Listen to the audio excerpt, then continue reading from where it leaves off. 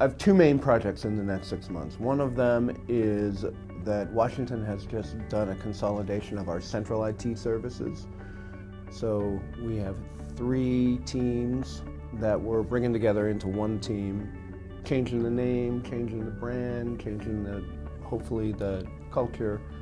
So project 1 is really bringing a new organization together. Project 2 is, internally we refer to it as reinventing the brand public service. Washington, like most states, has a big issue with our workforce.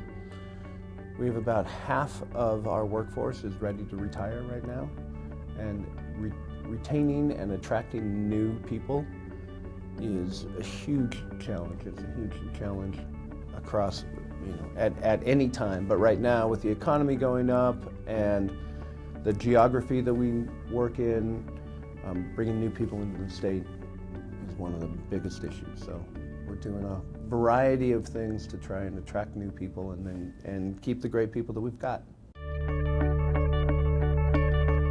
We almost have the opposite problem right now because Washington is one of the sunniest of the sunshine states, and we have very, very broad public disclosure laws. So on one hand, we're spending a lot of time with open data. We have a big open data portal that we manage centrally. We've retooled our policy around open data in a variety of ways. So we have 3 or 4 big initiatives around geographic data, around tabular data, around contract and the open checkbook approach.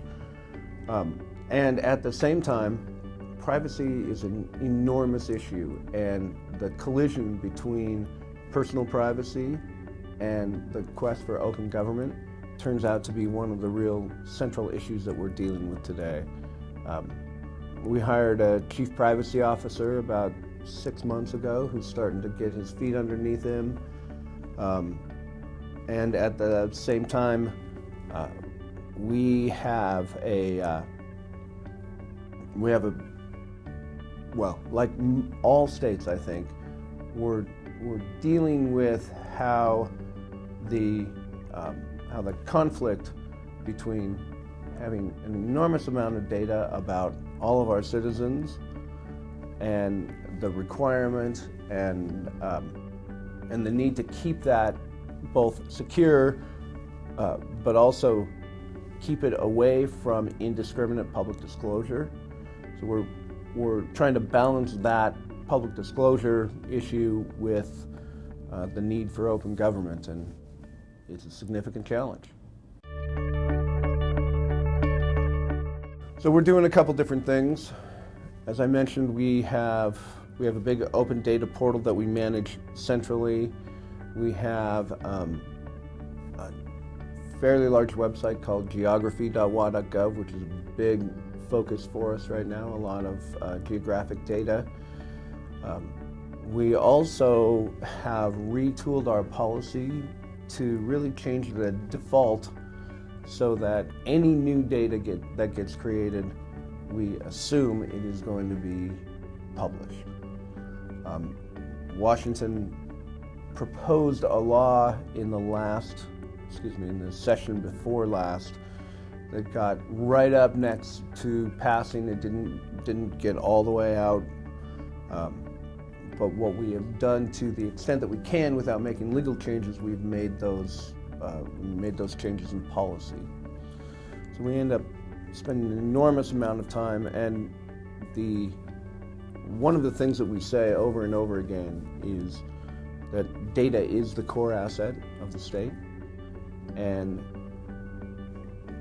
we try and draw the line between what central IT does and what the agencies do by saying our goal is central IT does everything right up to lines of business applications and data, and managing decision support data, managing that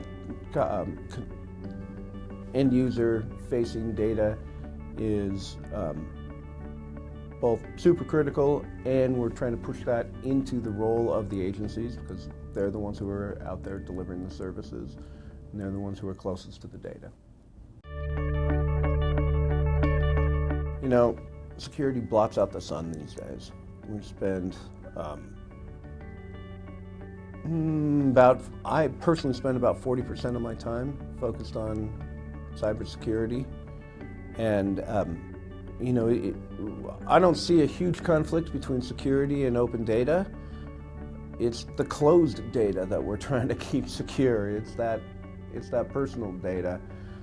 So we spend a lot of time with data classification, making sure that we know what can and can't be exposed. But relative to security, our governor is very focused on security. We have recently reorganized to be able to take the state cybersecurity office and bring it right up to the top level of the organization. We're lucky enough to have a CISO who is both very experienced and has a national presence.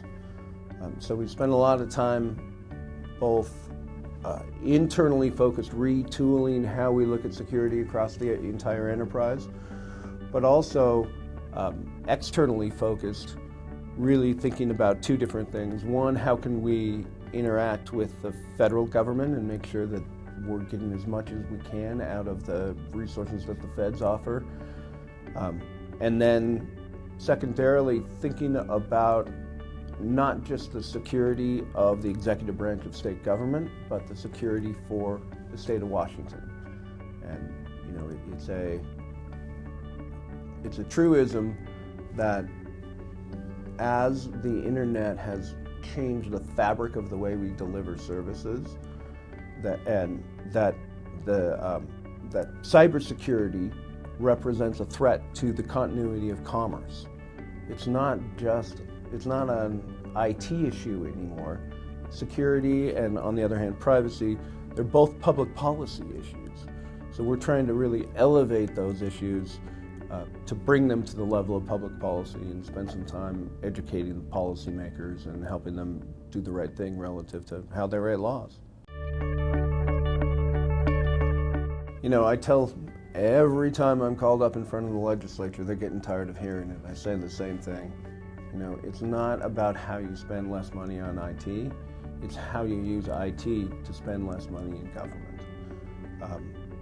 And really what we do is try and take that general, almost cliche, and apply it in both the central services and every one of our agencies. So I think the best example of that might be the Department of Licensing. We have a state where the DOL, which is one of the most end-user, consumer-facing agencies, and they take a lot of time doing a lot of measurement. And in our state, in the last 12 or 15 years, we've moved from being about 6 million citizens to about 7.2 million citizens. And in that time, the budget for the Department of Licensing has never gone up. They have decreased their wait times in line. They have increased their reach into the population, and their customer satisfaction numbers have gone through the roof. And the people at DOL will tell you it is all due to being able to take their services and push them to where our citizens want to use them, and that's all on the back of technology.